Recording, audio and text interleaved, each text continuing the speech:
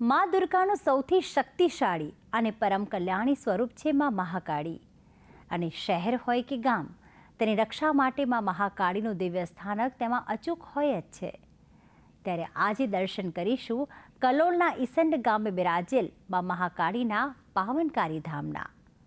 તો આવું કરીએ દર્શન અને મેળવીએ માં મહાકાળીના આશીર્વાદ. માં દુર્ગાના અનેક સ્વરૂપ છે અને દરેક સ્વરૂપ મમતામયી અને જગત ઉદ્ધારક છે.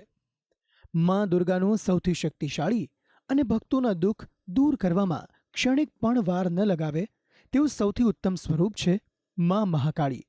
માં મહાકાળીનું સ્વરૂપ ભલે બિહામણું લાગે, પરંતુ તેમની કૃપા જો જાતક પર વરસે તો તેને સંસારના તમામ દુઃખોમાંથી મુક્તિ પ્રાપ્ત થઈ જાય છે. એક એવી શક્તિ કે જેના તેજને શાંત કરવા સ્વયં દેવાદિદેવે પણ તેમની ભક્તિ કરી છે. તેવા મહાકાળી માતાનું એક અનન્ય સ્વરૂપ કલોલના ઈસંડ ગામમાં સ્થિત છે, જેના દર્શન કરી ભક્તો કરે છે ધન્યતાની અનુભૂતિ. કોઈ પણ મંદિરની વિશિષ્ટતા હોય છે તે મંદિરમાં સ્થિત દેવી દેવતાઓની પ્રતિમા. ઈસંડ ગામમાં સ્થિત ગામના પાદરે વિશાળ પરિસરમાં માં મહાકાળીનું આ પાવન મંદિર સૌ ભક્તોની આસ્થાનું કેન્દ્ર બનેલું છે. અહીંના સ્થાનિક લોકોના કહેવા પ્રમાણે આ મંદિરમાં લગભગ 400 વર્ષ પૂર્વેથી થઈ રહી છે માં મહાકાળીની આરાધના, જેના થકી ભક્તોને પ્રાપ્ત થાય છે માં મહાકાળીના શુભ આશીષ. માતાજીની બહુ મહિમા છે. તે ગમે તેવી એમની મનોકામના હોય ને તો પૂર્ણ થઈ જાય. એમ ગમે તેવી બાધા રાખે તો એમનું કામ જે કરવાનું હોય ને પૂરું થઈ જાય. અને એમાં માતાજીની બહુ શ્રદ્ધા છે ગામમાં, અને અમારે ભક્તિભાવે બહુ ચાલે છે માતાજીના. અને મારા ભજન મંડળની બહેનો છે ને એ માતાજીને બહુ માને છે. અને જે બહારના કોઈ આવે તો એ માતાજીને જે શ્રદ્ધા રાખીને જાય એમની મનોકામના પૂરી થઈ જાય છે. મંદિરના મુખ્ય દરવાજાથી અંદર પ્રવેશતા જ નજર સમક્ષ જ દેખાઈ જાય છે માં મહાકાળીનું મુખ્ય ગર્ભગૃહ, જ્યારે ડાબી બાજુએ વિશાળ પરિસર આવેલું છે, જ્યાં ભક્તો બેસીને માઈ ભક્તિમાં લીન બને છે. મંદિરમાં માં મહાકાળીની સ્થાપના કઈ રીતે થઈ તેની પાછળ પણ ઘણો રોચક ઇતિહાસ રહેલો છે.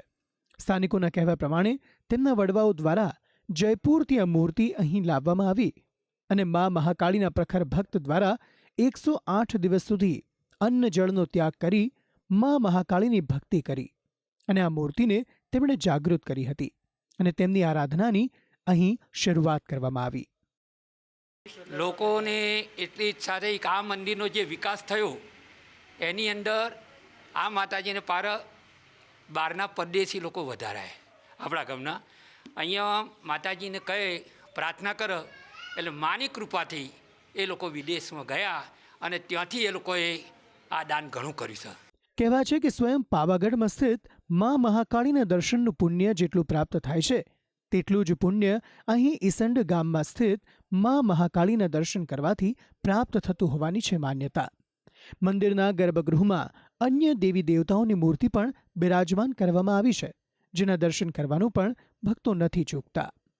અહીં નાત જાતના ભેદભાવ વગર દરેક ધર્મના લોકો માં મહાકાળીની ભક્તિ કરવા અહીં મંદિરમાં પધારે છે અને પામે છે શક્તિ સ્વરૂપાના આશીર્વાદ. કહેવાય છે કે અહીં સ્થિત માં મહાકાળી એટલા જાગૃત છે કે અહીં પોતાની તકલીફોથી રડતા ભક્તો માના આશીર્વાદ પામી હસતા હસતા આ મંદિરેથી પરત ફરે છે. માતાજી સાક્ષાત છે અમારા માટે. અમને એના પ્રત્યે ગર્વ છે. અમને ખૂબ જ સુખી કર્યા છે. અને મને મારો અનુભવ એવો હતો કે માતાજીનો બહુ મને અનુભવ નહોતો લગ્ન થયા ત્યારે, પણ એક જગ્યાએ હું જોવડાવવા ગઈ તો એ લોકોએ મને કીધું કે બેન તમે ઊભા થઈ જાઓ, તમારે માતાજીનો હાથ હશે એટલે તમારે જોવડાવાશે નહીં. એટલે હું માતાજીને એકદમ પગમાં પડી ગઈ અને મને એકદમ એમ થઈ ગયું કે મારી માં જ છે. અત્યારે મારે બધા જ કામ હોય મારી માં કરે છે અને મને ખૂબ જ સુખી છું. મારો પરિવાર સુખી છે.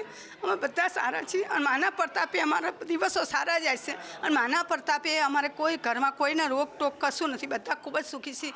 અહીં આવતા ભક્તોની તમામ મનોકામના માં મહાકાળી પૂર્ણ કરે છે. વિદેશ ગમનની ઈચ્છા, ગર્ભિત ભયમાંથી મુક્તિ અને સાથે અસાધ્ય રોગમાંથી પણ મુક્તિ અપાવે છે અહીં બિરાજતા માં મહાકાળી. અહીં નિત્ય ગામની સ્થાનિક મહિલાઓ દ્વારા ભજન થકી માં મહાકાળીની ભક્તિ પણ કરવામાં આવે છે, જેના થકી મંદિરનું વાતાવરણ વધુ ભક્તિમય જોવા મળે છે. આ મંદિરમાં દૂર દૂરથી ભક્તો મા મહાકાળીના દર્શને આવીને બાંધે છે પુણ્યનું ભાથું. ભક્તિ સંદેશ, સંદેશ ન્યૂઝ.